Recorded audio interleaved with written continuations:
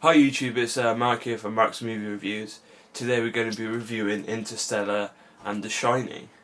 I was thinking like we could do like a present film and a past film, because last week we did Terminator and...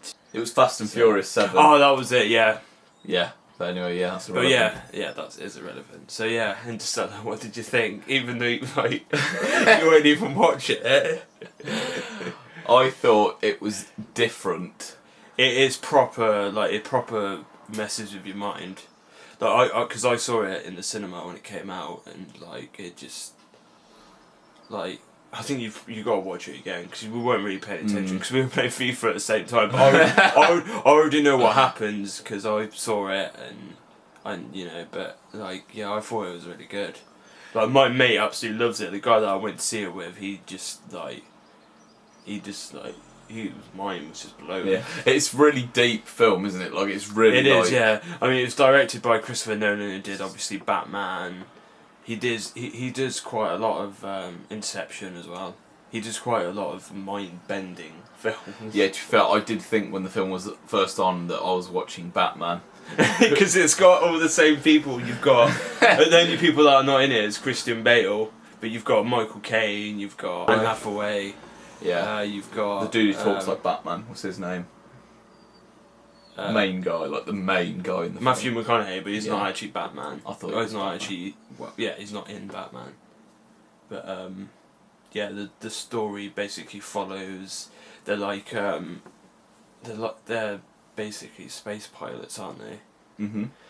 And then they get called up to basically because it's set in the future. The world's like dying. Yeah, like the world's gonna not blow up, but it's global warming essentially. And then Matthew McConaughey's character, he's basically tasked to find another planet, and then what they do is when they're traveling in space, they find a wormhole and they travel through the wormhole, and then they end up on these different planets. And I mean, you can't really. It's a film where you can't really say much about it. Yeah, I mean, is it? You said. I mean, like. Yeah. I mean, the thing that makes it very odd is basically the time on this other planet. Like 1 hour is equivalent to 7 years on Earth. Yeah, so they must have been on it for more than 2-3 hours then. They were on the planet for several hours, so obviously it's like he's obviously older than he's younger than his children, and then, like, so it's very weird. Yeah. Then afterwards he gets the messages, doesn't he, of his daughter? Because they get sent messages on the spaceship. Yeah, and he's got like 20-something years worth of messages, and obviously that's you can literally scroll through the messages and see his children getting older. It's quite distressing, isn't it? Because obviously he's he made the mistake of leaving her because her daughter didn't want him to leave. No. So she was like, stay. Yeah, I mean, there's not too much you can say about this film. But the special effects as well, I thought. Yeah, very good. Yeah, it won the Oscar, I think, for best special effects. It would have been this year's Oscar. Come out in November, didn't it? Yeah, it did. Yeah, but I think I would have loved to have seen it in IMAX as well. I think it actually came out in IMAX. I mean, with Interstellar, though, it's essentially quite an original plot. You've just got to watch it. Yeah. Essentially, it's. I mean, if you like Nolan's stuff, then definitely watch this because he does very messed up films, like mind bending, and his plots are very complicated. Yeah. Like multiple plotted. Message. ruin the whole review. I would say I'm popular, but it is probably just from my phone network. Or from your mum. Or mum. Yeah. But yeah, I think we mentioned everything. Yeah, that's pretty much everything. It was my mum. Oh, that's tragic. Not no, really. Acting's good. Yeah, it's very well Matthew McConaughey, he's amazing in all the films that he's done. I mean, it's weird, like, because his earlier films were like romantic comedies. Oh, really? Yeah, he was in 10 Things I Hate About You, like late 90s film. Alright, yeah, I don't know. But like the last couple of years, he's had more serious roles. Obviously, this one, Dallas Buyers Club as well, which he won an Oscar for, I think. So he's getting better as he gets older.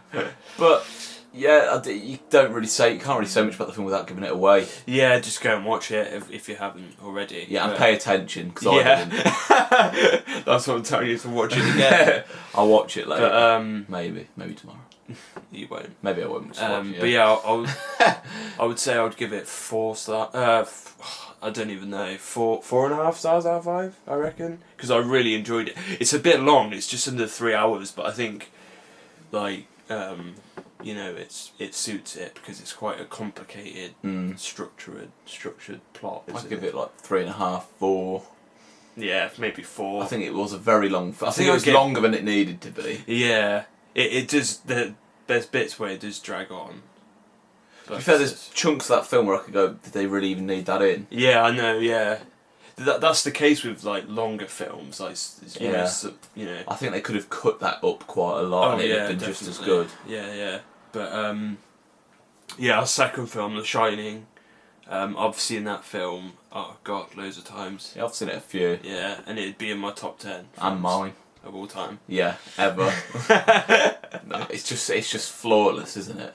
Obviously starring Jack Nicholson, if you didn't know, and I can't remember the woman's name. Is it can't remember the blackhead. Oh. I bet she always gets forgotten when she's there. Yeah. With Jack in the cast, bless her. Yeah. You know what I mean? Because obviously everyone sees Jack Nicholson in the cast and they fanboy him so much that everyone else kind of gets forgotten about, even though I think she's just as good in the film as he is. Oh, yeah, she is. Well, you can tell they push the actors because their acting's just... Mr. Kubrick. Yeah, probably the greatest director of all time. Yeah, I mean, he really got every ounce out of the cast. Yeah. You were telling me about what they did.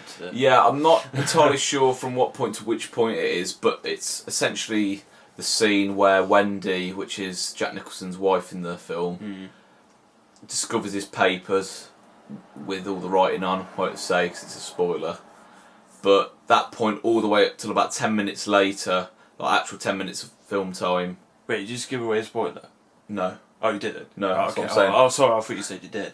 Sorry. I won't ruin it, bro. I think everyone is probably you've probably seen it. Yeah, you've probably seen it. But like from that following 10 minutes, it's all one take, and he made them do it about 50 times because he wanted that scene perfect. Yeah. So like stuff like that, like a 10-minute scene which is all one take. Yeah, it's probably nuts, isn't it? It's such an intense scene as well. It's not like they're not talking. There's a lot of dialogue and back and forth. And he's very precise, isn't he? Yeah. The way he... I think he just has a vision of how he wants the scene in his head. But if you don't know what Stanley Kubrick's done, he did 2001. Have you seen that? Yeah.